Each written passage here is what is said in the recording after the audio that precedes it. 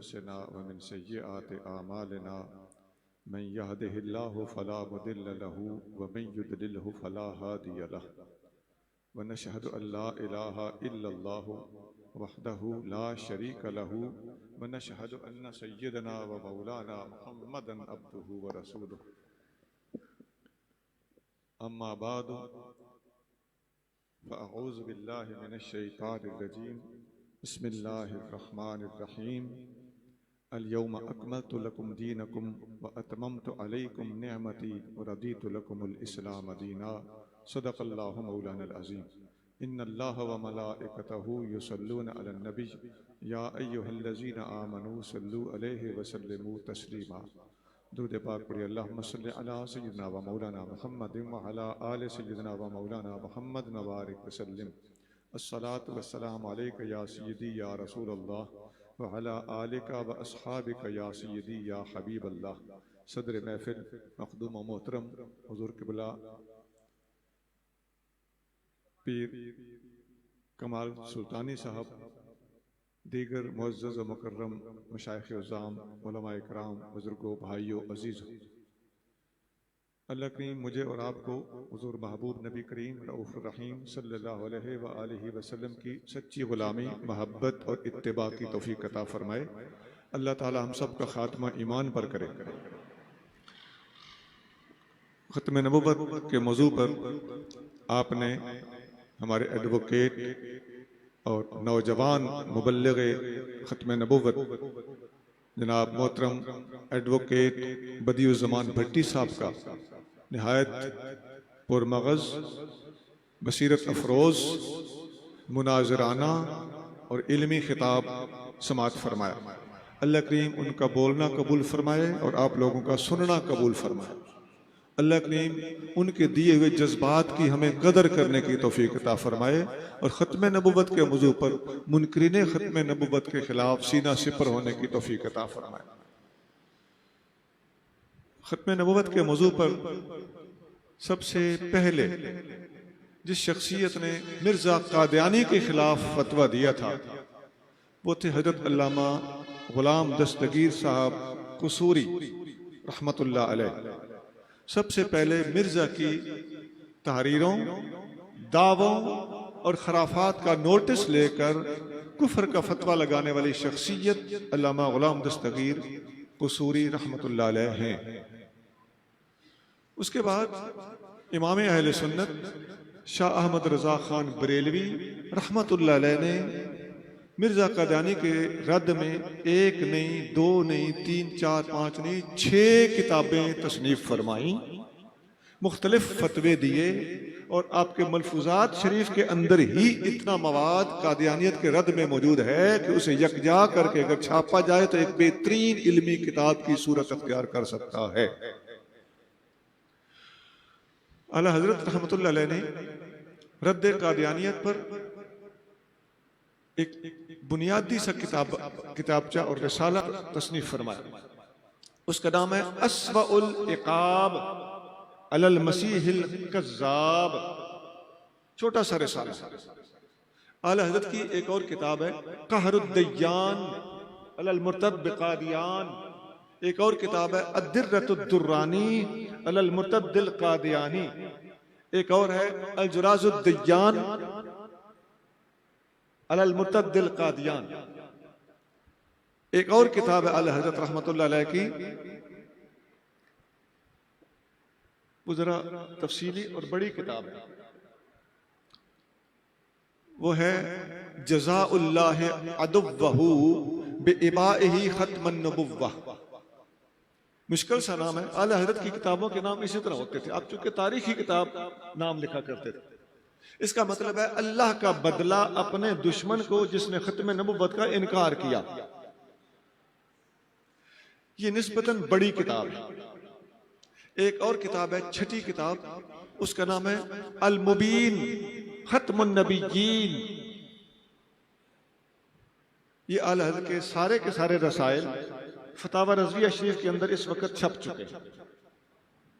اس کے علاوہ آپ کے مختصر فتاوی جات اور ملفوظات شریف، ان کے اندر بھی ان موضوعات پر کافی سارا میٹیریل موجود ہے۔ کے بعد ایک اور ہستی ہے حضور پیر مہر علی شاہ صاحب گولڑوی رحمت اللہ علیہ. انہوں نے دنیا ختم نبوت میں اس موضوع پر جو رسالہ بنیادی طور پر لکھا اس کی مثال آج تک نہیں ملی. اس کا نام ہے شمس الہدایہ فی اثبات حیات المسیح. حضرت گولڑوی رضی اللہ تعالی عنہ نے اس رسالے کے اندر علم کے دریا بہا دیا. شمس الہدایہ کا جواب قادیانیوں کے ایک چیلے نے دیا.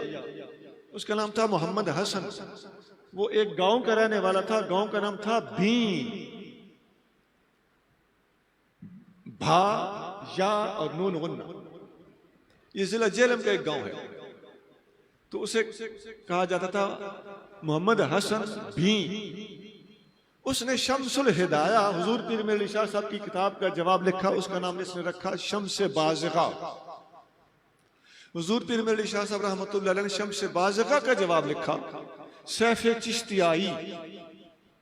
یہ کتاب اس وقت رد قادیانیت پر اس دنیا کی سب سے علمی کتاب سمجھی جاتی ہے. اور اس کے ایک صفحے کا بھی جواب آج تک قادیانی نہیں دے سکے. یہ ایک بہت بڑا چیلنج ہے جی. مرزا نے وعدہ کیا تھا کہ میں 60 حصوں میں سیف چشتیائی کا جواب لکھوں گا نزول المسیح کے نام سے. لیکن مرزا 60 حصے تو کیا ایک حصہ بھی مکمل نہ کر سکا. چھوٹا سا کتابچہ لکھنے کے بعد تھک ہار کر بیٹھ گیا. اور پیر مہر علی شاہ صاحب رحمۃ اللہ کے دلائل کا توڑ کرنا اس کے بس میں نہیں تھا. یہ میں تھوڑی سی آپ کو ختم نبوت کے موضوع پر علمی تحریری اور لٹریری ہسٹری بتا رہا ہوں. یہی وہ کتاب سیف چشتیائی ہے جس کے بارے میں اشرف علی تھانوی لکھتے ہیں کہ اس موضوع پر سیف چشتیائی قابل مطالعہ ہے. ان کی تفسیر بیان القرآن بر رفع اللہ علیہ کی تفسیر کے تحت لکھا ہوا. یہی بات علامہ انور شاہ صاحب کشمیری اپنی کتاب عقیدت الاسلام اس کے مقدمے میں لکھتے ہیں کہ حیات مسیح پر یہ کتاب میں عربی میں زبان میں لکھ رہا ہوں. عقیدت الاسلام فی حیات عیسیٰ علیہ السلام. اتنی موٹی کتاب ہے. کہتے ہیں میں عربی میں اس لیے لکھ رہا ہوں کہ اردو زبان میں سیف چشتیائی کے ہوتے ہوئے اردو زبان میں لکھنے کی مجھے ضرورت محسوس نہیں ہو رہی.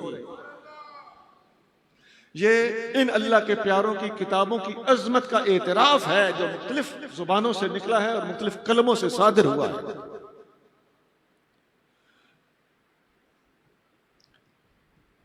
اعلیٰ حضرت نے جو کتاب لکھی ہے ختم نبوت کے موضوع پر جزاء اللہ عدوہ جس کا میں نے نام پہلے لیا, اس میں اس پوری دنیا کے اندر ختم نبوت کے موضوع پر سب سے پہلے اتنی زیادہ حدیثیں اعلیٰ حضرت نے جمع کی ہیں کہ اس سے پہلے کسی اور کتاب میں ختم نبوت کے موضوع پر اتنی حدیثیں کسی اور نے جمع نہیں کی. اس میں اعلیٰ حضرت نے 130 حدیثیں نقل فرمائی. اب وہ حدیثیں بخاری, مسلم, ابو داؤد, ترمذی, نسائی, ابن ماجہ اور بے شمار دوسری کتابوں میں بکھری ہوئی موجود ہے. اعلیٰ حضرت نے تمام حدیث کو یکجا کر کے اس موضوع پر علمی کارنامہ سر انجام دینے کی حد کر دی. یہ تھا مختصر سا تاریخی, لٹریری اور ہسٹوریکل پس منظر. اب تھوڑا آگے چلیے. ختم نبوت کے موضوع پر قرآن کی ٹوٹل تقریباً 100 آیات علماء نے اپنی کتابوں میں بیان کی ہیں, جن میں آیت ختم نبوت, وہ آیت جو میں نے ابھی خطبے میں پڑھی ہے, وہ آیت الیوم اکملت لکم دینکم, آج ہم نے تمہارے لیے تمہارا دین مکمل کر دیا.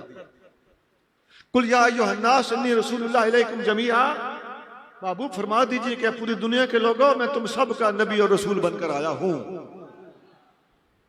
اس قسم کی بے شمار آیات ہیں جن کے اندر آقا کا پوری دنیا کا نبی ہونا, دین کا مکمل ہو جانا آقا کا آخری نبی اور خاتم النبیین ہونا، مختلف لفظوں کے ساتھ اللہ کریم نے اپنے محبوب کا آخری نبی ہونا وضاحت کے ساتھ بیان فرمایا ہے۔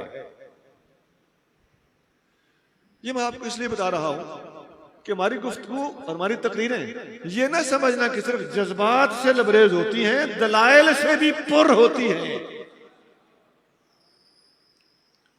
ان بے شمار آیتیں جو میں نے لگ بھگ 100 آیتیں بتائیں، ان کو بیان کرنے کے بعد ہمارے علماء نے جب احادیث کی طرف توجہ دی تو ایک اعلیٰ حضرت کی کتاب میں سے میں نے آپ کو 130 حدیثیں عرض کی ہیں۔ بعد میں جب اور علماء بیٹھے تو بنیاد تو اعلیٰ حضرت نے دے دی تھی، ہم نے خود جب مطالعہ کیا تو تقریباً 250 سے زیادہ حدیثیں ختم نبوت کے موضوع پر آقا کی زبان حق ترجمان سے نکل چکی ہیں۔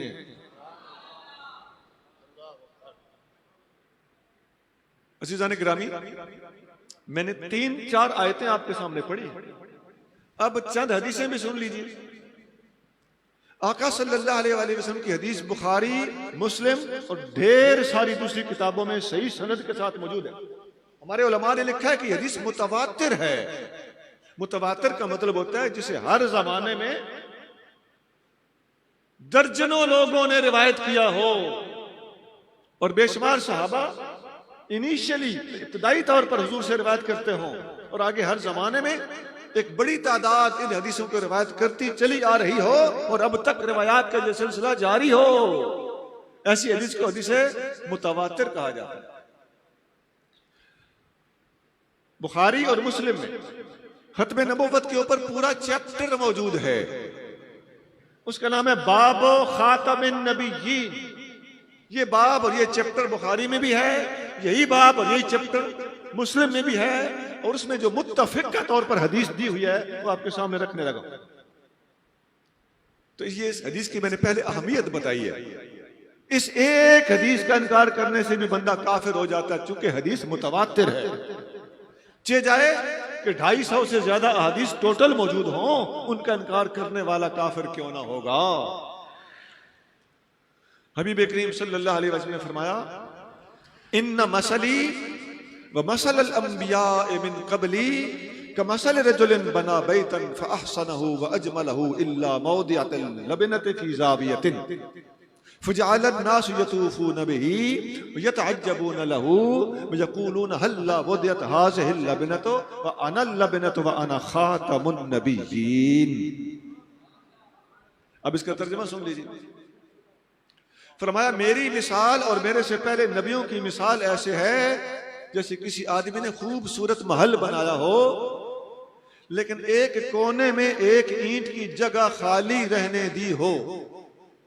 اب لوگ آ کر محل کے اندر گھوم پھر کر دیکھنے لگے، وَيَقُولُونَ محل بڑا خوبصورت ہے، يَتَعَجَّبُونَ لَهُ متعجب ہو رہے ہیں کہ کیا ہی حسین و جمیل محل ہے، لیکن محل لا وضعت هذه اللبنہ، یہ ایک گوشے اور ایک کونے میں ایک اینٹ کی جگہ بھلا کیوں خالی رہ گئی؟ آقا نے فرمایا وَأَنَا اللَّبِنَةُ وَأَنَا خَاتَمُ النَّبِيِّينَ، نبیوں کے محل کی آخری اینٹ میں ہوں اور میں ہوں خاتم النبیین۔ سبحان اللہ، نعرہ تکبیر، نعرہ رسالت، تاجدار ختم نبوت، تاجدار ختم نبوت۔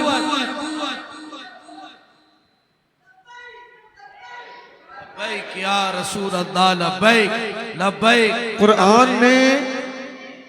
قرآن نے محبوب کریم صلی اللہ علیہ وسلم کو خاتم النبیین قرار دیا۔ اب لفظ خاتم النبیین قرآن کی سورۃ احزاب کی آیت نمبر 40 میں آ چکا ہے۔ اب آقا کریم صلی اللہ علیہ وسلم خاتم النبیین کا معنی اور تشریح کرنے لگے ہیں۔ اس لفظ کو وہاں سے حضور نے پک کیا اور یہ مثال دی کہ نبیوں کے محل کی آخری اینٹ میں ہوں۔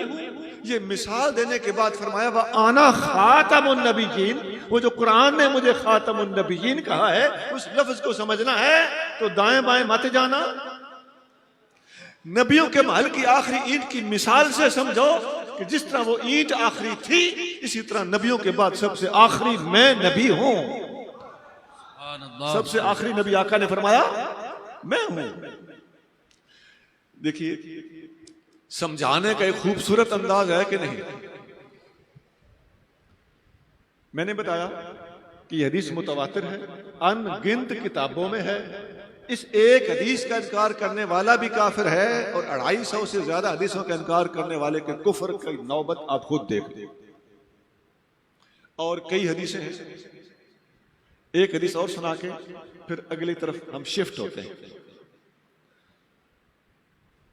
طبرانی میں کتاب الاوائل میں امام طبرانی نے حدیث نقل کی ہے، حدیث صحیح ہے. حضرت ابو ذر غفاری رضی اللہ تعالیٰ عنہ اس کو روایت کرتے ہیں. حبیب کریم صلی اللہ علیہ وسلم نے فرمایا اول الانبیاء آدم و آخرهم محمد. سب سے پہلے نبی آدم ہیں اور سب سے آخری نبی محمد ہیں صلی اللہ علیہ وسلم. عزیزان گرامی یہ حدیث اتنی آسان ہے، میں جہاں بھی حدیث بیان کروں نا میں دوستوں سے ریکویسٹ کرتا ہوں یار اور زیادہ حدیثیں آیتیں یاد نہیں کر سکتے تو یہ تو مختصر ترین اور آسان ترین حدیث ہے، یہ تو بچہ یاد کر سکتا ہے. بالکل اردو کی طرح اس کے الفاظ ہیں. اول الانبیاء سب سے اول نبی آدم ہے. اول الانبیاء آدم سب سے اول نبی آدم ہے. وآخرهم محمد اور سب سے آخری محمد ہیں. اب اس حدیث پہ ذرا غور کیجئے. قادیانی آخر کے بعد نبی بننے کا دعویٰ کرتا ہے. ہمیں جواب دیا جائے اول سے پہلے کوئی ہوتا ہے؟ تو حضور نے جو کمپیریزن بیان فرمایا ہے کہ اول آدم ہیں اور آخر محمد ہیں، تو سونا اگر اول سے پہلے کچھ نہیں تو پھر مان لو کہ آخر کے بعد بھی کچھ نہیں. جس معنی میں آدم اول ہے اسی معنی میں محمد آخر ہیں صلی اللہ علیہ وسلم. اول سے پہلے جو مرزا کہتا ہے میں ذلی ہوں، میں بروزی ہوں، میں ماتحت ہوں، یہ میں قرآن کا ہی فالور ہوں. اول سے پہلے نہ کوئی ذلی ہوتا ہے، نہ کوئی بروزی ہوتا ہے، نہ کوئی فالور ہوتا ہے، نہ کوئی چھوٹا ہوتا ہے، نہ کوئی بڑا ہوتا ہے، نہ کوئی صاحب کتاب ہوتا ہے، نہ کوئی بے کتاب ہوتا ہے. اول سے پہلے کچھ نہیں، اول سے پہلے زیرو ہے. تو پھر مان لو کہ آخر کے بعد بھی کچھ نہیں، آخر کے بعد بھی زیرو.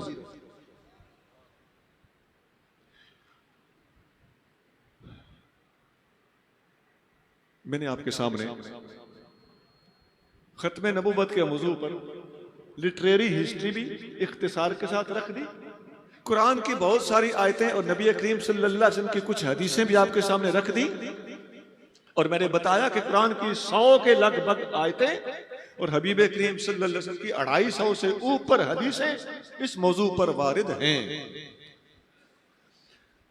اب اس موضوع کو آپ نے سمجھتے جانا ہے اور ایک سبق کی طرح باتیں اپنے پلے ڈالتے جانا ہے. مرزا قادیانی نے ایک ڈھونگ رچایا، کچھ سوالات اٹھائے. ایک سوال اس نے یہ کیا کہ ٹھیک ہے نبی کریم صلی اللہ علیہ وسلم کے بعد اگر نبی نہیں آ سکتا تو مسلمانوں تم بتاؤ کہ تمہارا عقیدہ ہے نا کہ قیامت کے قریب حضرت عیسیٰ علیہ السلام آسمان سے نازل ہوں گے. تو ہم کہتے ہیں ہاں ہمارا عقیدہ ہے.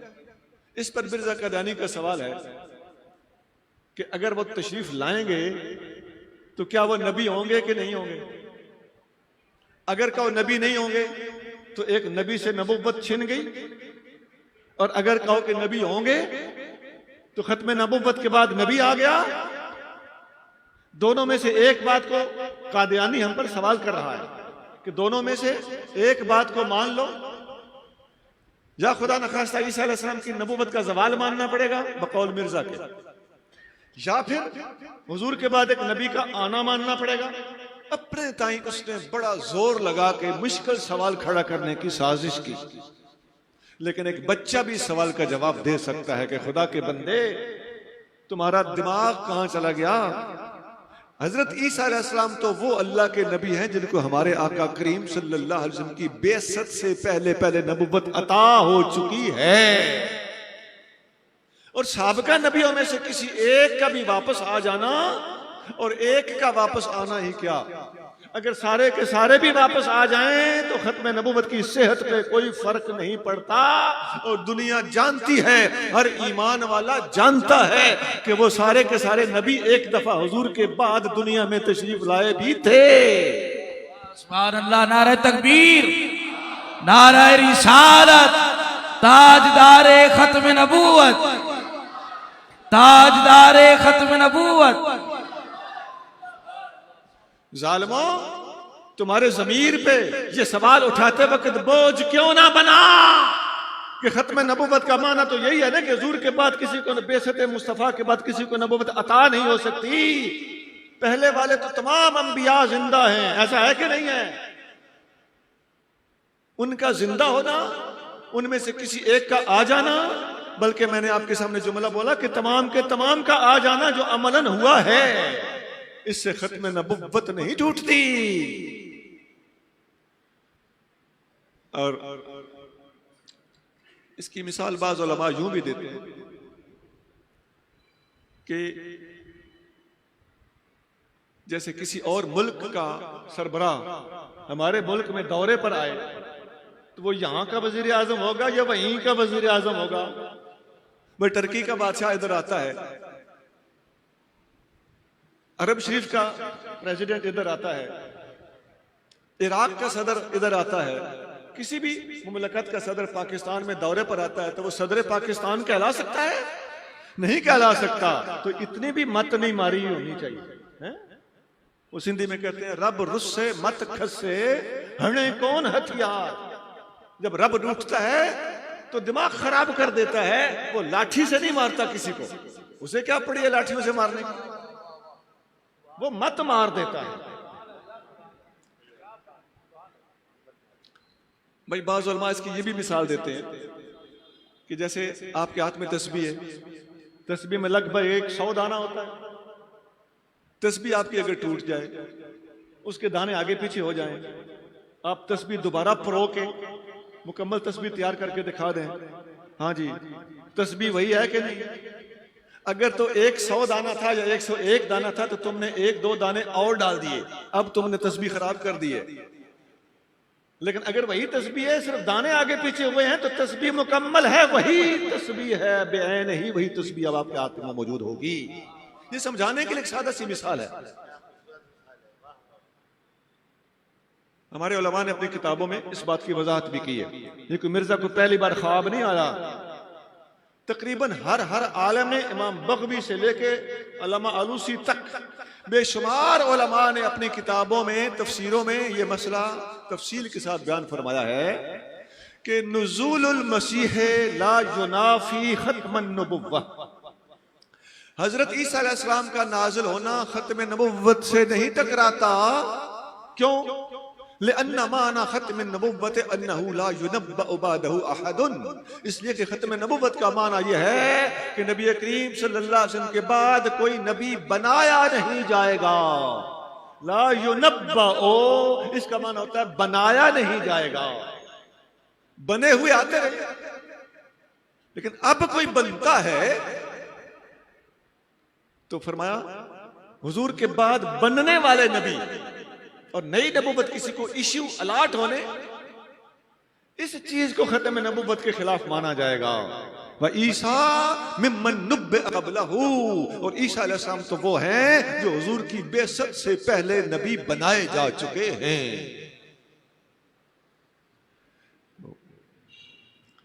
میں نے شارٹ کرتے ہوئے آپ کے سامنے قادیانیوں کے ایک بڑے اپنے تھے جس کو یہ بڑا عقدہ سمجھتے ہیں، اس کے پرخچے اڑا کر آپ کے سامنے رکھ دیں۔ قادیانی ایک اور سوال کرتے ہیں، وہ شاید اس سے بھی زیادہ دلچسپ سوال ہے۔ وہ کہتے ہیں کہ مرزا قادیانی فنا فی الرسول ہوا بقول ان کے، اور فنا فی الرسول ہونے کے بعد حضور میں اور اس میں معاذ اللہ فرق نہ رہا، تو کہتا ہے میں وہی حضور ہی کا دوسرا روپ ہوں، سیکنڈ اپیئرنس ہوں، میں دوبارہ دنیا میں ظاہر ہو گیا ہوں۔ ان کا بڑا مشہور شعر ہے، محمد پھر اتر آئے ہیں ہم میں معاذ اللہ، اور پہلے سے بھی ہیں بڑھ کر اپنی شان میں، لا حول ولا قوت الا باللہ۔ محمد جس نے دیکھنے ہو اکمل، لا حول ولا قوت، محمد جس نے دیکھنے ہو اکمل، آگے بکتا ہے مرزا کو دیکھے قادیان میں. تو یہ حضور ہونے کا دعویٰ کرتا ہے. اسی طرح اس کی ایک کتاب ہے ایک غلطی کا ازالہ، اس کے صفحہ نمبر 4 پہ لکھتا ہے، کہتا ہے قرآن کی آیت ہے محمد الرسول اللہ والذین معہ، سورۃ الفتح کی آیت لکھتا ہے کہ اس آیت میں جس میں اللہ نے اپنے محبوب کا ذکر کیا محمد الرسول اللہ کہہ کر، مرزا کہتا ہے اس آیت میں مجھے محمد بھی کہا گیا ہے اور رسول بھی کہا گیا ہے. یہ صرف کفر نہیں ہے، یہ کوئی گندی قسم کا کفر ہے جو مرزا نے بکا ہے. صرف نبوت، ختم نبوت کا انکار کرنا اور نبوت کا امکان تسلیم کرنا بلا مبالغہ، بغیر جذباتی بات کے، یہ عقیدہ بھی کفر ہے کہ نبوت کا امکان کوئی مان رہا ہو، چاہے جائے کہ بالفعل کوئی نبوت کا دعویٰ کر رہا ہو، اور صرف دعویٰ ہی نہیں بلکہ خود محمد الرسول اللہ ہونے کا دعویٰ کر رہا ہو. کفر بالائے کفر اور کفر بالائے کفر، اور کفر اپنی انتہا کو پہنچ گیا. لوگ کہتے ہیں تم قادیانیوں کو کافر کیوں کہتے ہو؟ سنا، پہلے آپ جا کے اسٹڈی کیجئے کہ کافر کی ڈیفینیشن کیا ہے، کس وجہ سے بندہ کافر ہو جاتا ہے. آپ جب ہاکی، کرکٹ، فٹ بال کھیلتے ہو، اپنی ٹیمیں تیار کرتے ہو، تو فاؤلز اینڈ پینالٹیز وہاں پر ڈیسائیڈڈ ہوتے ہیں نا. یہ کرو گے تو فاؤل ہوگا، یہ کرو گے تو پینالٹی پڑے گی، یہ کرو گے تو آؤٹ ہو جاؤ گے. تو اسی طرح اسلام کے بھی کچھ فاؤلز اور پینالٹی ہے. میں سمجھانے کے لیے یہ بات کر رہا ہوں. اسلام کی بھی کچھ ریگولیشنز ہیں، کچھ اصول ہیں. تو جو بندہ قرآن کی کسی نص قطعی کا، نبی کریم صلی اللہ علیہ وآلہ وسلم کی متواتر حدیث کا انکار کرتا ہے، قطعی عقیدے کا انکار کرتا ہے، وہ کافر ہو جاتا ہے. یہ کفر کی ڈیفینیشن ہے، اور یہ ڈیسائیڈ کرنا کہ کفر کیا ہے اور کیا نہیں ہے یہ آپ کے بس کا کام نہیں ہے. ہم نے آپ کی کبھی ہاکی میں فنگرنگ کی ہے؟ کبھی مداخلت کی ہے کہ مذہبی لوگ کہیں گے جی ہاکی کے فاؤلز پینالٹیز ہم ڈیسائیڈ کریں گے، فلاں بندہ وزیر اعظم پاکستان کہلانے کا اہل ہے اور فلاں نااہل ہے؟ یہ ڈیسائیڈ کون کرتا ہے؟ یہ کورٹ ڈیسائیڈ کرتی ہے. تو آپ کی کورٹ یہ ڈیسائیڈ کرتی ہے، اور ادھر ہمیں بولنے کی اور جس کے خلاف ڈیسیژن ہو رہا ہے اسے ڈیسائیڈ کرنے کی اجازت نہیں ہے. تو اسلامی کورٹ میں قرآن اور حدیث حجت ہیں، جسے قرآن اور حدیث اور اس علم کے جاننے والے علماء کافر قرار دیں. You are know body to refuse. یہ فیصلہ ہم نے کرنا ہے، آپ نے نہیں کرنا. جب آپ ایک فن کے ماہر ہی نہیں ہیں تو آپ کیوں مداخلت کرتے ہیں؟ تو میں عرض یہ کر رہا تھا کہ مرزا قادیانی اپنی اسی کتاب ایک غلطی کا ازالہ، جس کا میں نے نام لیا، اس کے 4 نمبر صفحہ پہ یہ لکھتا ہے کہ میں محمد رسول اللہ ہوں معاذ اللہ. اس کو تھوڑا سا ریورس ہو کر دیکھیے، 3 نمبر صفحے پر اس نے ایک اور بات لکھی.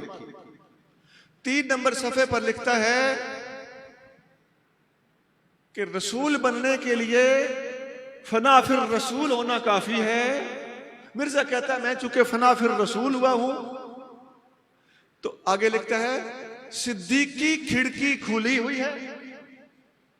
صدیق اکبر کو فنا فی الرسول قرار دے کر اب بہانہ یہ بناتا ہے کہ ختم نبوت کے بعد نبی بننے کے تمام راستے بند ہو چکے ہیں، صرف صدیق کی کھڑکی کھلی ہوئی ہے. اس کھڑکی یعنی فنا فی الرسول کی کھڑکی میں سے گزر کر نبی بنا جا سکتا ہے. یہ مرزا قادیانی لکھتا. اب اس کا جواب ذرا سن لیجیے. پہلی بات تو یہ کہ وہ صدیقی کھڑکی والی بات میں آپ کے سامنے رکھتا ہوں. وہ حدیث کیا ہے جس کی طرف مرزا قادیانی اشارہ کر رہا ہے؟ وہ حدیث بخاری، مسلم اور بے شمار دوسری کتابوں میں موجود ہے. حدیث اس طرح ہے، میں شارٹ سنانے لگا ہوں. نبی کریم صلی اللہ علیہ وآلہ وسلم نے ارشاد فرمایا اللہ نے ایک بندے کو اختیار دیا کہ اے میرے بندے دنیا میں رہنا چاہتے ہو یا میرے پاس آنا چاہتے ہو؟ اس بندے نے جواب دیا اے اللہ میں آپ کے پاس آنا چاہتا ہوں. یہ سن کر ابو بکر صدیق رونے لگے. حضرت ابو سعید خدری رضی اللہ عنہ فرماتے ہیں کہ جب صدیق اکبر روئے تو میں حیران ہوا کہ اس میں بھلا رونے کی کیا بات ہے. آقا کریم صلی اللہ علیہ وسلم ایک بندے کی بات کر رہے ہیں کہ اس بندے سے اللہ نے پوچھا دنیا میں رہنا ہے یا میرے پاس آنا ہے؟ تو ابو سعید خدری فرماتے ہیں کہ ابو بکر ہم میں زیادہ علم والے تھے، وہ بات کی تہ تک پہنچ چکے تھے کہ اصل بندہ جس کی حضور بات کر رہے ہیں حضور خود ہیں۔ پھر نبی کریم صلی اللہ علیہ وسلم نے فرمایا اے ابو بکر رو نہیں، لا تبک یا ابا بکر، ان امن الناس علی بنفسہ ومالہ ابو بکر، جان قربان کرنی ہو تو ابو بکر کی قربانیاں میرے لیے سب سے زیادہ ہیں، مال قربان کرنا ہو تو ابو بکر کی قربانیاں میرے لیے سب سے زیادہ ہیں، وَلَوْ كُنْتُ مُتَّخِذًا خَلِيلًا لَاتَّخَذْتُ أَبَا بَكْرٍ خَلِيلًا، اگر میں کسی کو تنہائی کا یار بناتا تو ابو بکر کو بناتا۔ وَسُدُّوا كُلَّ خَوْخَةٍ إِلَى الْمَسْجِدِ إِلَّا خَوْخَةَ أَبِي بَكْرٍ۔ تمام صحابہ کرام نے مسجد کے چاروں طرف اپنے گھروں سے دروازے کھولے ہوئے تھے، ہر صحابی اپنی سہولت کے لیے مسجد میں آنے کے لیے اپنے گھر سے قدم اٹھاتے، مسجد کے اندر داخل ہو جاتے بغیر سے سہولت۔ لیکن آقا نے فرمایا کہ چونکہ میرے بعد ابو بکر صدیق نے میری امامت کے مسلح پہ کھڑا ہو کر میری نیابت کے فرائض سر انجام دینے ہیں، لہذا ہر صحابی گلی گلی کے راستے سے ہو کر مسجد میں آئے، ایک ابو بکر صدیق کو اجازت ہے کہ ڈائریکٹلی اپنے گھر سے نکلے اور مسجد میں آ جائے۔ اس لیے فرمایا سدوا کل خوخۃ الی المسجد الا خوخۃ ابی بکر، مسجد میں آنے والی تمام کھڑکیاں بند کر دو سوائے ابو بکر کی کھڑکی کے۔ اب آپ نے حدیث ساری سن لی، مرزا قادیانی کیا کہہ رہا ہے کہ نبی بننے کے لیے سارے دروازے بند ہیں سوائے ابو بکر کی کھڑکی کے۔ اب آپ بتائیے یہ حدیث کہاں اور مرزے کی یہ سٹوری کہاں؟ اب مجھے کہنے دیجئے اندھے کو اندھیرے میں بڑی دور کی سوجھی۔ ایک اور بات بھی قابل توجہ ہے، خود صدیق اکبر جو اس کھڑکی کے مالک ہیں وہ اس کھڑکی میں سے گزر کے نبی نہیں بن سکتے، تو مرزا صدیق کی کھڑکی میں سے گزر کے نبی کیسے بن سکتا ہے؟ بہت خوب، بہت خوب، ماشاءاللہ۔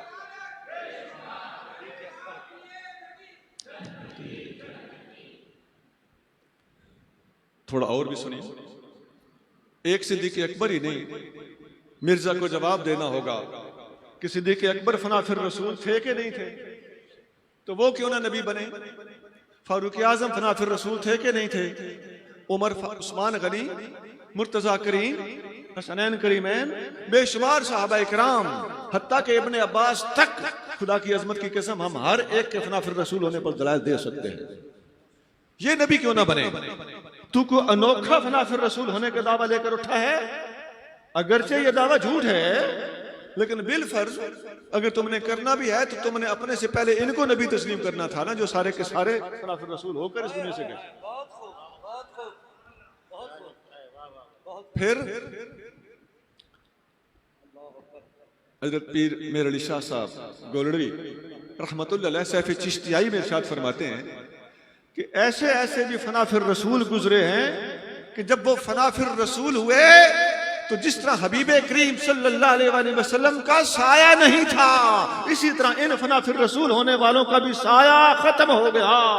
لیکن کیا مجال ہے کہ ابدیت سے سر اٹھا کر کسی قسم کی لاف زنی کریں؟ تو فنا فی الرسول اس سطح تک لوگ ہوئے ہیں۔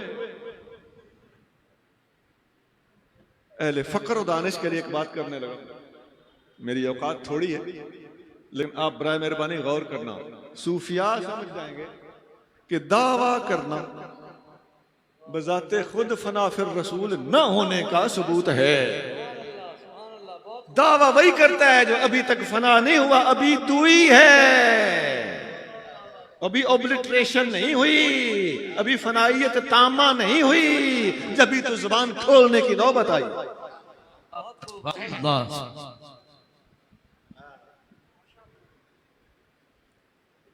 ایک حدیث میں آتا ہے، بہجت النفوس بخاری شریف کی ایک شرح ہے، اس میں اور علامہ جلال الدین سیوطی رحمت اللہ علیہ نے الہادی للفتاوی میں اور علامہ سید محمود آلوسی نے اپنی تفسیر روح المعانی میں آیت ختم نبوت کی تفسیر میں لکھا ہے، فرماتے ہیں کہ ایک دفعہ حضرت عبداللہ بن عباس رضی اللہ تعالیٰ عنہ اپنی سگی خالہ اور حضور کی زوجہ مطہرہ حضرت میمونہ کے پاس آئے، آ کے عرض کرتے ہیں حضور کریم صلی اللہ علیہ وآلہ وسلم کا جب سے وصال ہوا ہے میرا دنیا میں دل نہیں لگتا، حضور کے لیے اداس اداس رہتا ہوں۔ اماں جان نے فرمایا بیٹا بیٹھو، آپ اندر تشریف لے گئے، اندر سے شیشے کا ایک ٹکڑا اٹھا کے لے آئے جس میں حضور کریم صلی اللہ علیہ وسلم اپنی زلفیں سنوارا کرتے تھے۔ وہ شیشہ ابن عباس کے سامنے رکھا، ابن عباس شیشے کے سامنے آئے، شیشے میں ابن عباس کو اپنی صورت نظر نہیں آئی، حضور کا چہرہ انور نظر آیا۔ سبحان اللہ، نعرہ تکبیر، نعرہ رسالت، ہر صحابی نبی۔ سونا جن کے فنا فی الرسول ہونے کا یہ حال ہے کہ شیشے کے سامنے آئیں تو ان کو اپنی شکل کی بجائے چہرہ بددہا نظر آتا ہے، وہ بھی سر اٹھا کر حضور کریم صلی اللہ علیہ وآلہ وسلم ہونے یا نبی ہونے یا مسیح ہونے کا دعویٰ نہیں کر رہے، اپنے آپ میں ہے۔ تو نے اپنی اوقات چھوڑنے کی ضرورت کیسے کی؟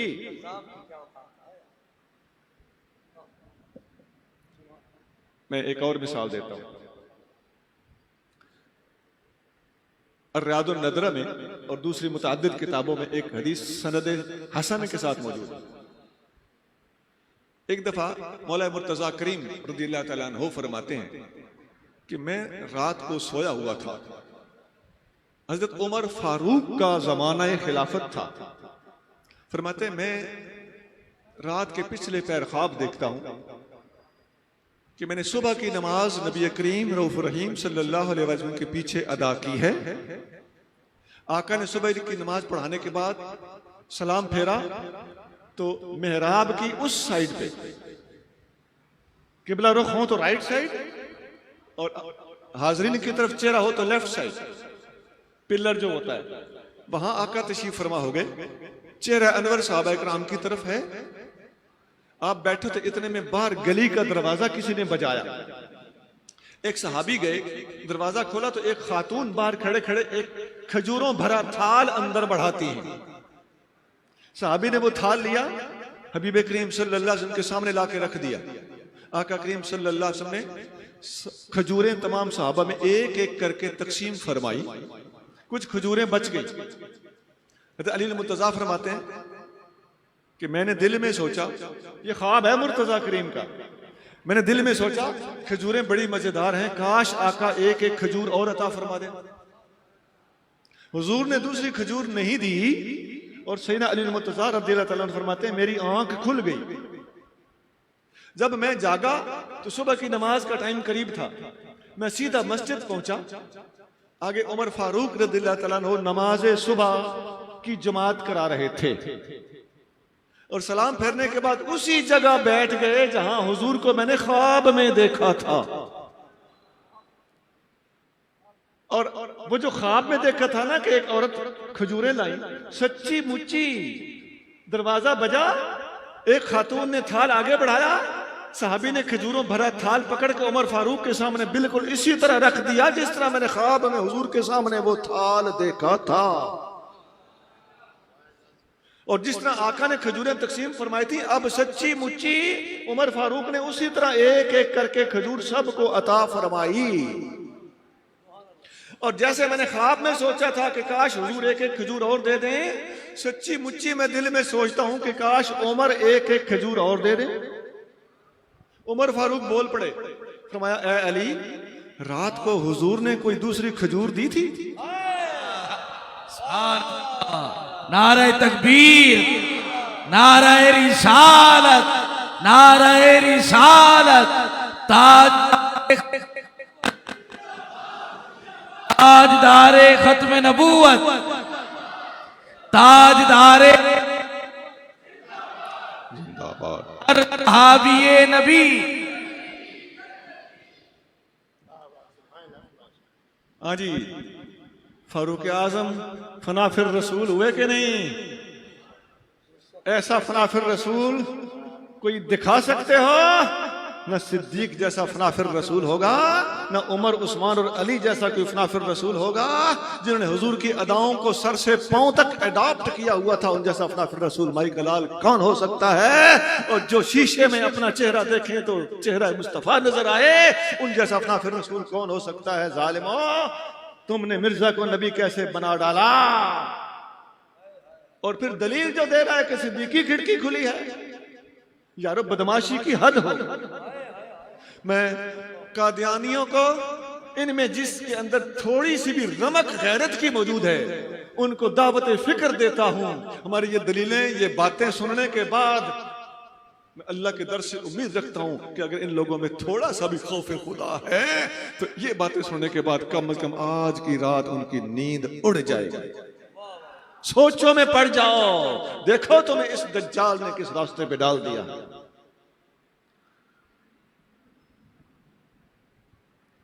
میں نے آپ کے سامنے مرزا قادیانی اینڈ کمپنی کی 2 دلیلیں رکھی ہیں اور ان کا رد کیا ہے۔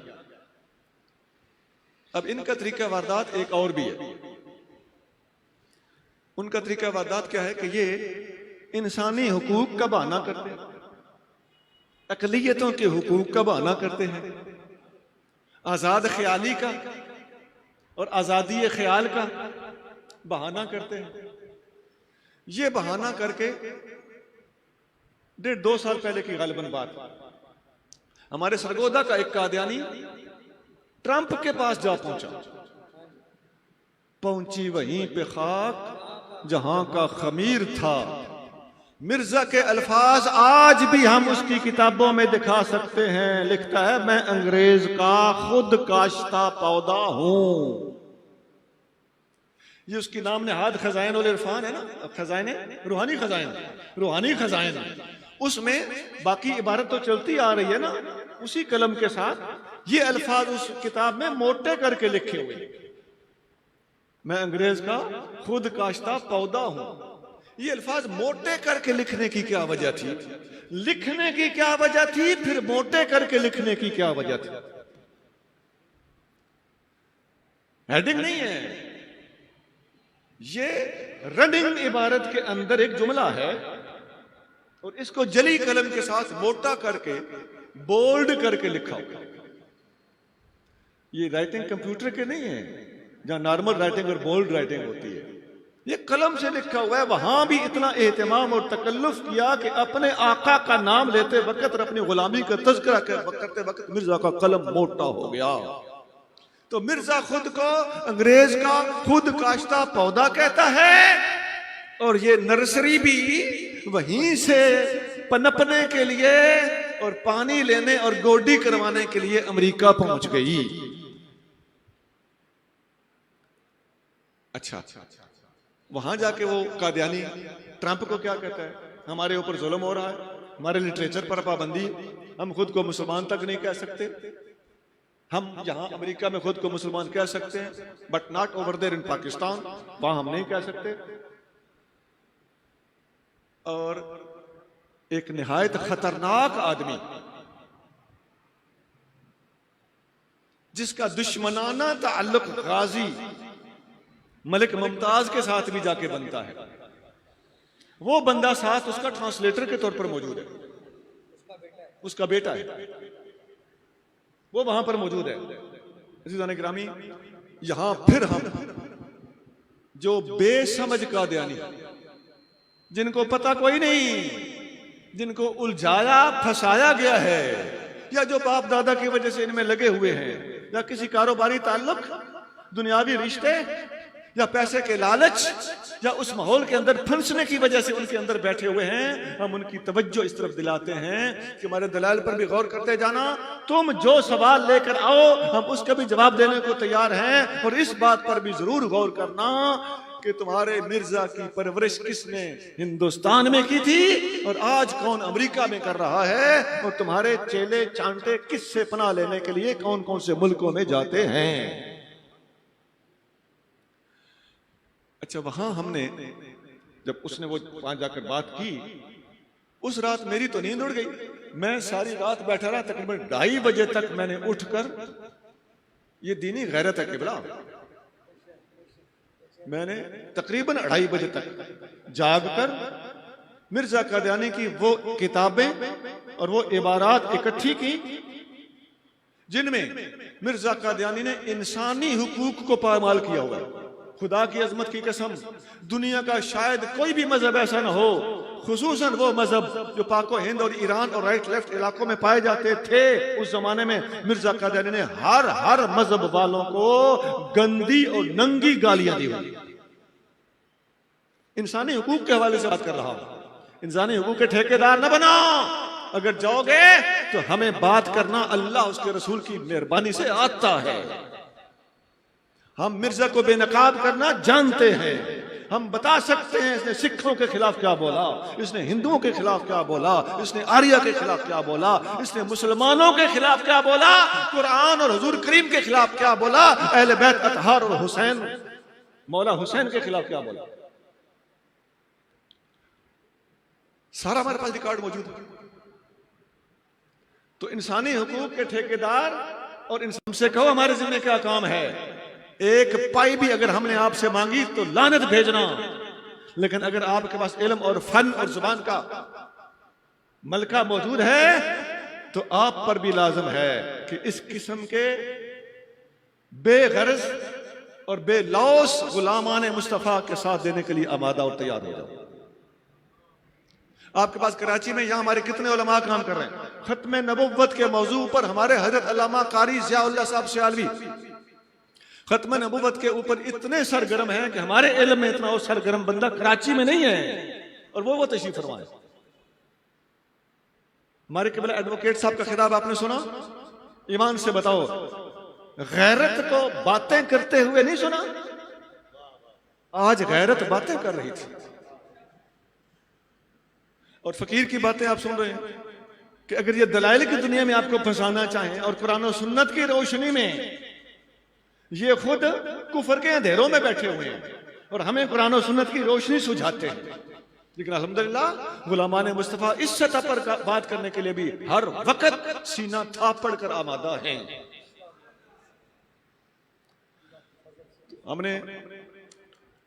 میں نے ٹرانسلیشن کے حوالے سے بات کی ہے۔ جامع ترمذی میں ایک حدیث ہے، نبی کریم رؤوف الرحیم صلی اللہ علیہ وسلم نے حضرت زید بن ثابت رضی اللہ تعالی عنہ کو حکم دیا تھا، سنا؟ کتاب کا نام ترمذی ہے۔ آپ نے حکم دیا تھا کہ اے زید جاؤ سریانی زبان سیکھ کر آؤ، میں نے یہودیوں کو تبلیغ کرنا ہوتی ہے اور خط و کتابت کرنا ہوتی ہے، سریانی زبان کا ماہر میرے پاس ہونا چاہیے۔ حضرت زید بن ثابت رضی اللہ تعالیٰ عنہ ترمذی کے حدیث کے مطابق صرف 1 مہینے میں سریانی زبان سیکھ کر آ کر عرض کرتے ہیں حضور غلام سریانی زبان سیکھ کر آ چکا ہے، ڈیوٹی لگائیے۔ یار آج غلامان مصطفیٰ میں یہ جذبہ کیوں نہ ہو؟ اور یہ ایک بات اور بھی جتلا دوں، خدا کی عظمت کی قسم، حضرت زید بن ثابت نے یہ نہیں کہا یا رسول اللہ کہاں جاؤں، کس ادارے میں جاؤں، استاد کسے پکڑوں، کاغذ قلم کون دے گا، پینسل کاپی کہاں سے لوں، میں سیکھنے جاؤں گا تو میرے بچوں کی روٹی کا کیا بنے گا۔ یار آج ہم ان صحابہ اکرام کی عظمت کا اعتراف نہ کریں جنہوں نے اپنے خون پسینے کے ساتھ اپنے محبوب نبی کا ساتھ دیا ہے، اور کبھی نہیں پوچھا ضرور میرا خرچہ میری تنخواہ کیا بنے گا، کبھی نہیں۔ تو اس سنت پر عمل کرتے ہوئے ہمیں بھی مختلف زبانیں سیکھنی چاہیے، ہر زبان میں ہمیں کام کرنا چاہیے، اور جو جس زبان کا ماہر ہے ہم اسے اللہ کی عظمت کا واسطہ دے کر کہتے ہیں کہ میرے بھائی ہم سے رابطہ کرو، لٹریچر ہمارا ہوگا، پیسہ ہمارا ہوگا، خرچہ ہمارا ہوگا، چھاپنا چھپانا ہمارا ہوگا، ڈسٹریبیوشن ہماری ہوگی، you will have only to translate۔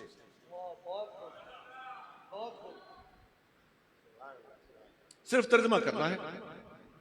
ہمیں بہت سی آج کا نیٹ پہ آسان بھی ہے، لیکن بہرحال ہمیں پیچیدگیاں محسوس ہوتی ہیں۔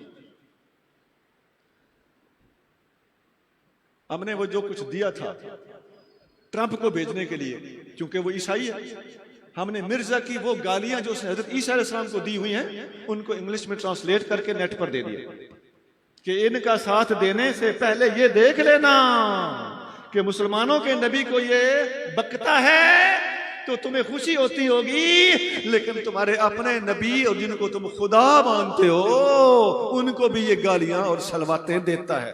سلواتیں اس معنی میں جو ہے عام لفظ استعمال ہوتا ہے، معاذ اللہ غلط پنجابی والا. پھر وہ جو باتیں تھیں ان میں سے میں 1 2 3 آپ کو سنا دیتا ہوں. نمبر 1، مرزا قادیانی کہتا ہے جو بھی مجھے نہیں مانتا، whosoever he may be، ہمارے مخالف، لکھتا ہے ہمارے مخالف جنگلوں کے خنزیر ہو گئے اور ان کی عورتیں کتیوں سے بڑھ گئیں. اب مرزا کا مخالف کون کون تھا؟ مسلمان مخالف، عیسائی مخالف، ہندو مخالف، سکھ مخالف، ہر ایک سے اس نے پنگا لیا ہوا، ہر ایک کو گالیاں دیتا ہے اور اپنے ہر مخالف کو کہتا ہے کہ وہ جنگلوں کا خنزیر ہے اور اس کی عورتیں کتیوں سے بدتر ہیں. ہم نے اس کا انگلش میں ترجمہ کیا کہ مرزا لکھتا ہے all those who do not believe me are the pigs of jungle. اس کو یوں بھی کہہ سکتے ہیں they are the wild pigs. تو میں نے وائلڈ پگ کو اس لیے اوائڈ کیا کہ پگ ہوتا ہی وائلڈ ہے، کیونکہ وائلڈ کا لفظ عام طور پر ڈومیسٹک کے مقابلے پہ استعمال ہوتا ہے. ڈومیسٹک پگ تو ہوتا ہی کوئی نہیں، گھریلو خنزیر وہ ہوتے ہی وائلڈ ہے. اس لیے میں نے مناسب سمجھ سے ترجمہ کیا جائے they are pigs of jungle and their wives are worse than bitches. ان کی عورتیں کتیوں سے بدتر ہیں. میں نے کہا اب لاؤ انسانی حقوق کا چارٹر، اس کے سامنے مرزا کی یہ بکواس رکھو، اب ڈیسائیڈ کرو کہ مرزا انسانی حقوق کی پامالی کرتا ہے کہ نہیں کرتا. یہ لمبا سلسلہ ہے. مسیح علیہ السلام کے بارے میں کیا لکھتا ہے؟ حضرت عیسیٰ علیہ السلام کے بارے میں کہتا ہے کہ عیسیٰ علیہ السلام کی پتنی کتنی جد پشت اور نانیاں معاذ اللہ بدکار عورتیں تھیں، دادیاں اور نانیاں بدکار عورتیں تھیں. یہ مسیح علیہ السلام کے بارے میں مرزا قادیانی اگر لکھتا ہو تو پھر ہم دعوت فکر دیتے ہیں ان لوگوں کو جو قادیانیوں کے پشت پہ ہاتھ رکھنے کے لیے اور اسلام کی ضد میں آ کر اس کو سپورٹ کرنے کے لیے آمادہ رہتے ہیں. ایک اور جگہ لکھتا ہے کہ مجھے استعارے کے رنگ میں مریم بنایا گیا. پھر کہتا ہے مریم، میں مرزا میں مریم تھا اور مجھے پھر حمل بھی ہوا اور لگ بھگ 10 مہینے تک میرا حمل جاری رہا اور پھر 10 مہینے کے بعد مجھ سے ایک بچہ پیدا ہوا اور وہ پیدا ہونے والا بچہ بھی میں خود ہی تھا. جی میں ولد میں، اور وہ بچہ مسیح تھا اور میرا یہ روپ مسیحی روپ تھا. تو مریم بھی خود، حمل بھی اسے، پیدا ہوا مسیح اور مسیح بھی یہ خود. اب یہ گورکھ دھندا ہے، اس کو حل کرنے کے لیے یا آپ اپنا دماغ لڑائیں یا مرزا کو قبر سے جگا کر پوچھیں یا ان قادیانیوں کو شرم دلائیں کہ جس بندے کو تم نے نبی مانا ہوا ہے اس کی ذہنی حالت اور میاں بیوی بننا اور مرد ہونا یا عورت ہونا اور حمل پذیر ہونا. What is this all nonsense؟ آخر میں ایک اور بات سن لیجیے. مرزا قادیانی ایک جگہ پہ کسی بندے کو لعنتیں بھیجتا ہے. اس کی کتاب کا نام ہے نور الحق. اس کتاب میں اس نے تقریباً 5-6 صفحوں پر لعنتیں لکھی. اس بندے کے خلاف لکھتا ہے تجھ پر 1000 لعنت.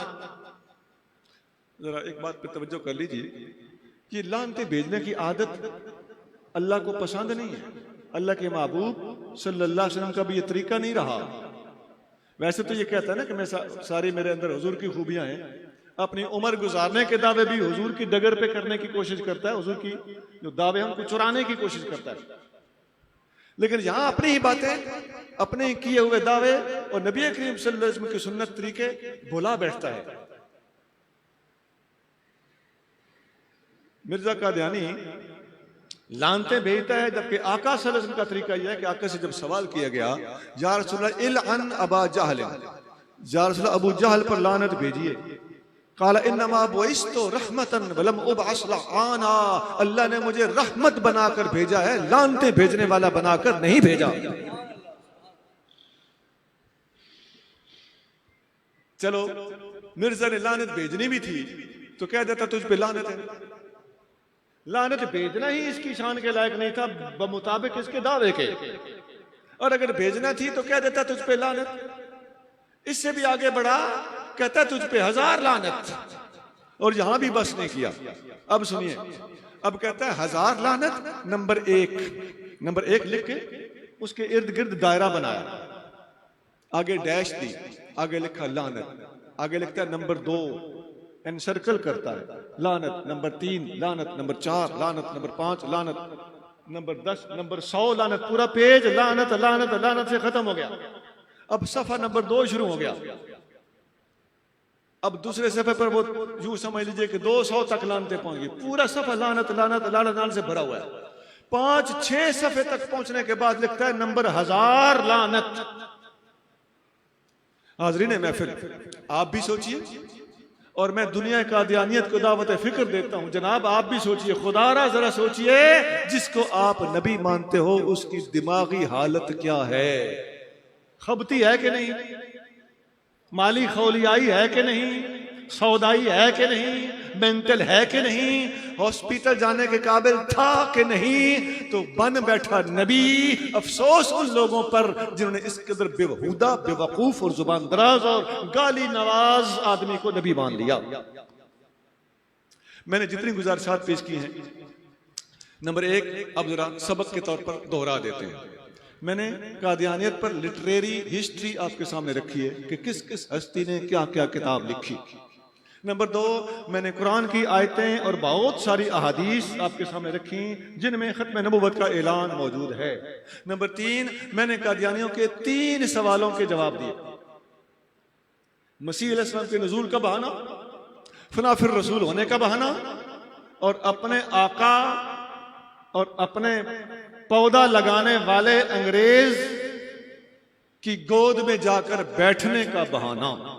اللہ تعالی ہمیں فتنہ قادیانیت کا تعاقب اور تدارک علمی سطح پر اور عملی سطح پر، علماء کی سطح پر اور عوام کی سطح پر کرتے رہنے کی توفیق عطا فرمائے۔ سبحان ربک رب العزت عما یصفون وسلام علی المرسلین والحمد للہ رب العالمین۔ حضرات وقار،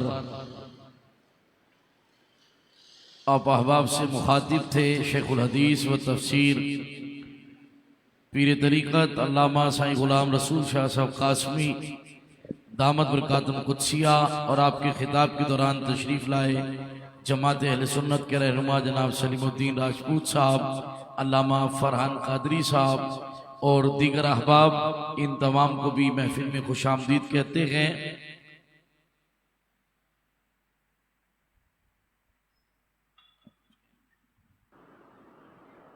جامع مسجد فرقانیہ کی جملہ انتظامیہ قاری عبدالحبیب صاحب اور دیگر احباب کے بھی مشکور ہیں کہ جن احباب نے مسجد کے انجمن محبان اہل سنت کے ساتھ تعاون کیا، اور دیگر احباب بدیع الزمان بھٹی صاحب قبلہ بہت خوبصورت خطاب فرمایا، قبلہ قاسمی صاحب دامت برکاتہ القدسیہ، اور صدر محفل پیر طریقت حضرت الحاج صوفی شاہ محمد کمال میاں جمیل سلطانی دامت فیضہم، ان تمامی احباب کو انجمن محبان اہل سنت اور جامع مسجد فرقانیہ کی انتظامیہ کی جانب سے خوش آمدید کہتے ہیں۔ آپ احباب سے بھرپور انداز میں مخاطب ہوئے تھے ہمارے بدیع الزمان بھٹی صاحب، اور آپ کو ترغیب دلائی تھی کہ کوئی دوست بھی حضرت کی جو کتاب ہے الانتہا اسے لیے بغیر نہ جائے، کوشش کرے کہ اپنے گھر میں اس ایک کتاب کو ضرور رکھیں، اور لائبریری جنہیں پڑھنے کا شوق ہے وہ علماء زعماء بھی اپنی لائبریری کی اس کو زینت بنائیں کہ اس الانتہا میں حضرت نے جو انتہا ختم نبوت کے عنوان سے کی ہے وہ سبھی احباب اس کو بنظر غائر دیکھیں، پڑھیں، اور اپنے عقیدہ ختم نبوت کا تحفظ بھی کریں، مضبوط کریں، اور اپنی نسلوں کی بھی عقیدے کی حفاظت فرمائیں۔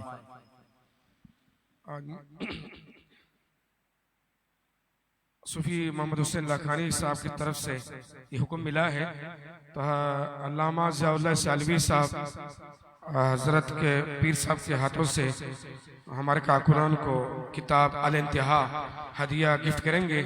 تو میں علامہ ضیاء صاحب جو یہاں سرگرم بھی ہے اور ہمارے ساتھ ساتھ، بلکہ انہوں نے ہمیں اپنی ٹیم میں رکھا، اس کا ہم ممنون و مشکور ہیں، اور حضرت اس معاملے میں بہت سرگرم ہے۔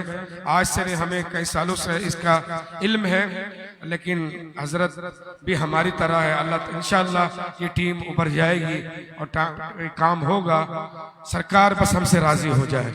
اور یاد رکھیے، پروگرام کوئی سیاسی ایجنڈا نہیں ہے، نہ کوئی اور نعرہ ہے، صرف یہ وہی نعرہ ہے جو اہل سنت میں ایک زمانے تک ایک محدود رہا، پھر ایک خلا آیا، پھر علامہ امیر المجاہدین علامہ خادم حسین رضوی نے رحمت اللہ علیہ نے اس نعرے کو بلند کیا، گھر گھر بچے بچے تک پہنچایا۔ یہی دفاعی کونسل یا علامہ پیر غلام رسول سید قاسمی دامت برکاتہ العالیہ کا مشن بھی یہی ہے، اور اسی لے کر چل رہے ہیں، اور ہم سب کا یہی ایک مشن ہے۔ اللہ پاک ہمارا اکابرین ختم و نبوت کے شہداء اسیران پر کروڑوں رحمتوں کا نزول فرمائے اور سب کی بخش و مغفرت فرمائے۔ میں سب سے پہلے ملتمس ہوں علامہ عرفان کمال سلطانی صاحب، جو دربار سلطانی سلطان المساجد کی خطیب ہیں اور ہمارے محفلوں کے روح رواں ہیں۔ میری تو دعا بھی یہی ہے اور میری مراد پوری ہوئی کہ اللہ نے ان کو شہر کراچی میں وہ مقام عطا فرمایا۔ بڑی دعائیں ہوتی تھی کہ اللہ اس نوجوان کو لیاقت آباد سے نکالے، آج شہر میں دین کا فریضہ انجام دے رہا ہے۔ میں ملتمس ہوں علامہ عرفان کمال سلطانی سے کہ آئے، حضرت پیر صاحب کے ہاتھوں سے کتاب کا ہدیہ وصول فرمائے۔ میں حضرت کا آخر میں چاہ رہا تھا، خیر بہت شکریہ۔ علامہ عرفان صاحب تشریف لے جائیں۔ حضرت پیر اور پھر پیر بھی وہ صرف 7 ہاتھوں سے حضور تک پہنچتا ہو۔ حضور کمال میاں سلطانی الجیلانی القادری صاحب نے پیر غلام رسول سید قاسمی صاحب سے اپنے ہدیہ وصول فرمایا ہے، اللہ جزائے خیر عطا فرمائے۔ اس کے بعد علامہ عرفان سلطانی صاحب سے ملتمس کو آئے، پیر صاحب سے کتاب وصول کریں۔ یہ وہ کتاب الانتہا جس کے بارے میں بدیع الزماں ایڈوکیٹ صاحب نے ہمیں روشناس کرایا، یہ کتاب ہر آدمی خریدے۔ اس کے بعد جناب آصف قادری صاحب جامع مسجد فرقانیہ انتظامیہ کمیٹی کے سربراہ ہیں، چیئرمین ہیں، اور دین کے پروگرام دین کے حوالے سے ہمارے ساتھ تعاون فرماتے ہیں۔ میں ان سے ملتمس ہوں جناب آصف بھائی سے، جناب آصف بھائی تشریف لائیں، پیر صاحب کے ہاتھوں سے کتاب کا ہدیہ وصول فرمائیں، جناب آصف بھائی۔ اس کے بعد میں امین قادری سے ملتمس ہوں کیا انجمن محبان اہل سنت کا ایک عظیم کارکن امین قادری، اس کے بعد انجمن محبان اہل سنت کا ایک کارکن عمیر قادری، یہ سب خادم ہیں۔ نعمان قادری ہمارے فردوس کالونی والے، نعمان قادری، نعمان بکنگ، حمزہ قادری۔ اللہ آصف بھائی آگئے، آصف بھائی ادھر سے آ جائے، ادھر سے ماشاءاللہ۔ میں کہہ رہا تھا نہ ہمارا کوئی سیاسی نعرہ ہے نہ کوئی ایجنڈا ہے، بس یہ سرکار کا نظر کرم ہو جائے، دین کا کام ہو جائے، مسلک کا کام ہو جائے۔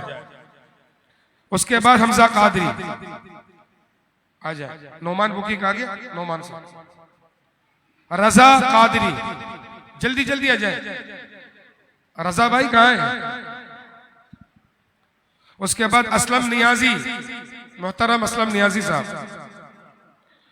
اس کے بعد ارسلان علی، مولانا شہباز قادری، ماشاءاللہ۔ اس کے بعد فقیر علامہ عارف کمال نعیمی صاحب دامت برکاتہ القدسیہ، انجمن محبان اہل سنت کے سرپرست علامہ عارف کمال نعیمی صاحب کی خدمت میں ہمارے بزرگ مشائخ کتاب کا تحفہ پیش کر رہے ہیں۔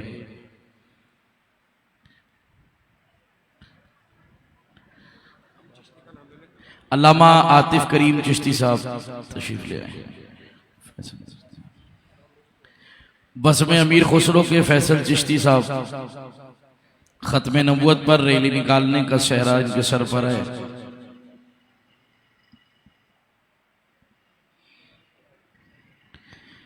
سلیم الدین راجپوت صاحب جماعت اہل سنت پاکستان کراچی کے روح رواں، محترم جناب سلیم الدین راجپوت صاحب۔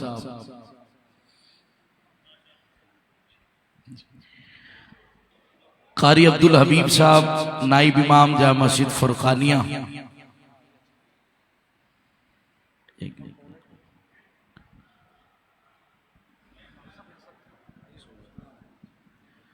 تمامی احباب کھڑے ہو جائیں، ایک شعر صلاۃ والسلام کا اور اس کے بعد انشاءاللہ دعا۔ مصطفیٰ جان رحمت پہ لاکھوں سلام، مصطفیٰ جان رحمت پہ لاکھوں سلام، مصطفیٰ جان رحمت پہ لاکھوں سلام، لاکھوں درود اور لاکھوں سلام۔ جس سہانی گھڑی چمکا طیبہ کا چاند، جس سہانی گھڑی چمکا طیبہ کا چاند، اس دل افروز ساعت پہ لاکھوں سلام۔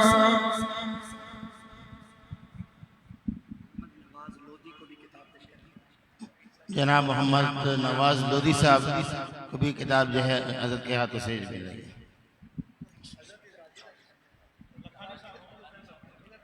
محمد حسین لکھانی صاحب،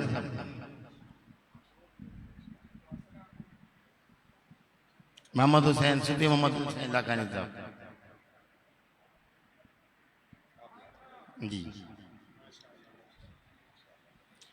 فرشتوں کی سلامی دینے والی فوج پڑھتی تھی، جناب آمنہ سنتی تھی، یہ آواز آتی تھی، یا نبی سلام علیکہ، یا رسول سلام علیکہ، یا حبیب سلام علیکہ، صلوات اللہ علیکہ۔ جو شہنشاہ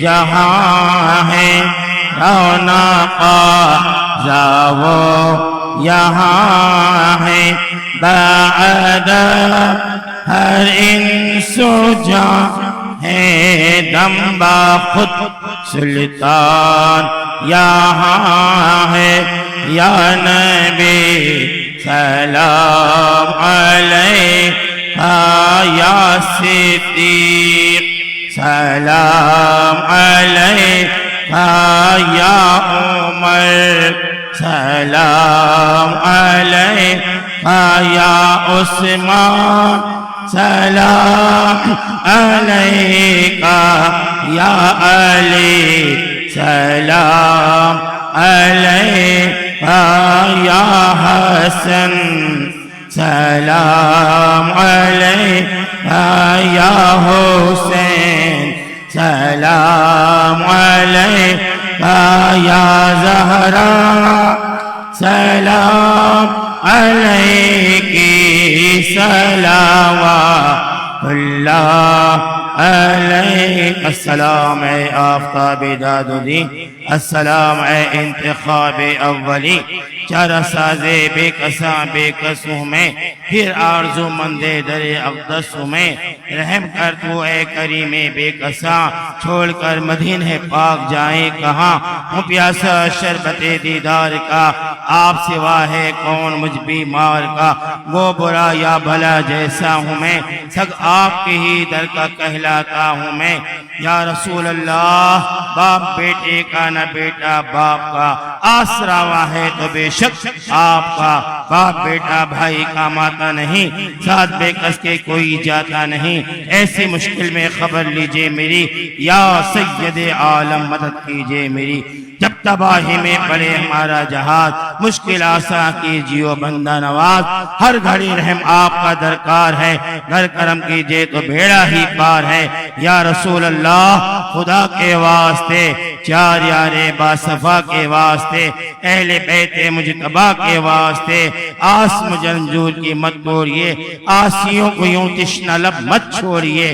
ہجر میں گزری جو ہماری زندگی، زندگی سے ہے ہمیں شرمندگی، پھر مدینہ پاک بلا لیجئے ہمیں، پھر مدینہ پاک بلا لیجئے ہمیں، پھر مدینہ پاک بلا لیجئے ہمیں، وصل کا دائمی ساغر پلا دیجئے ہمیں، قیامت تک ہوتا رہے بزمر بھلا، جنت البقیع سے نظارہ گنبد خضرا کا، جنت البقیع سے نظارہ گنبد خضرا کا، در کو تکتے تکتے ہو جائیں ہلاک، مدینہ پاک کی خاک میں مل جائے خاک، نامی نامی پر ہو حسن اختتام، خاتمہ ہو یا رب السلام الہ العالمین۔ اس محفل پاک نباغ ہے بے کس پناہ میں شرف قبول عطا فرما، ان علماء کرام کے عمر میں برکت عطا فرما، ان کے علم میں حلم میں برکت عطا فرما، ان کے علم سے ہمیں بھی تھوڑا سا حصہ عطا فرما دے، ہمارے سینوں کو ان کے علم سے ہمارے سینوں کو الہ العالمین منور مجلہ فرما دے۔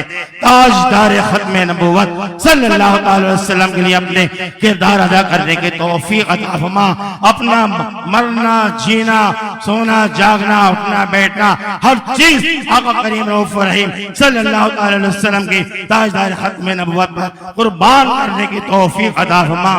یہ محفل جاری رہیں گی، صبح قیامت تک اسی طرح سے جاری و ساری رہیں گی، اور الہ العالمین اسلام کو کی پاسبانی کرنے والے اور اس کے چراغ کو روشن کرنے والے اور اس کے چراغ کو پابندہ کرنے والے یہ علماء کرام کو الہ العالمین عمر میں برکت عطا فرما، ان کے سایہ ہمارے سروں پہ تعدیر قائم فرما۔ یہ مسجد کے انتظامیہ کے لیے خصوصی طور پہ دعا کرتے ہیں، ہر قوار تمام رفقا کے لیے خصوصی طور پر جنہوں نے بھی اس محفل کو سجانے میں دامیں جرمیں قدمیں سکنے خدمات کی ہے، سب کو دیدار مصطفیٰ عطا فرما دے، دیدار مصطفیٰ عطا فرما دے، سب کو جل جل مدینہ پاک کی حاضری نصیب فرما دے، مدینہ پاک کی حاضری نصیب فرما دے، جیسے یہاں جمع فرمایا حضرت کی قیادت میں الہ العالمین مدینہ پاک میں جمع فرما، اور جل جل ہم جمع فرما، ہماری ساری دعائیں التجائیں باب الدعا اسد اللہ وسط رسول حضور سیدنا سرکار امیر حمزہ رضی اللہ تعالیٰ عنہ کے ساتھ دفعیل میں شرف قبول عطا فرما کر قاسم اذن مدینہ منورہ کی بارگاہ سے ہمیں سب کو اذن مدینہ پاک عطا فرما دے، اذن مدینہ پاک عطا فرما دے۔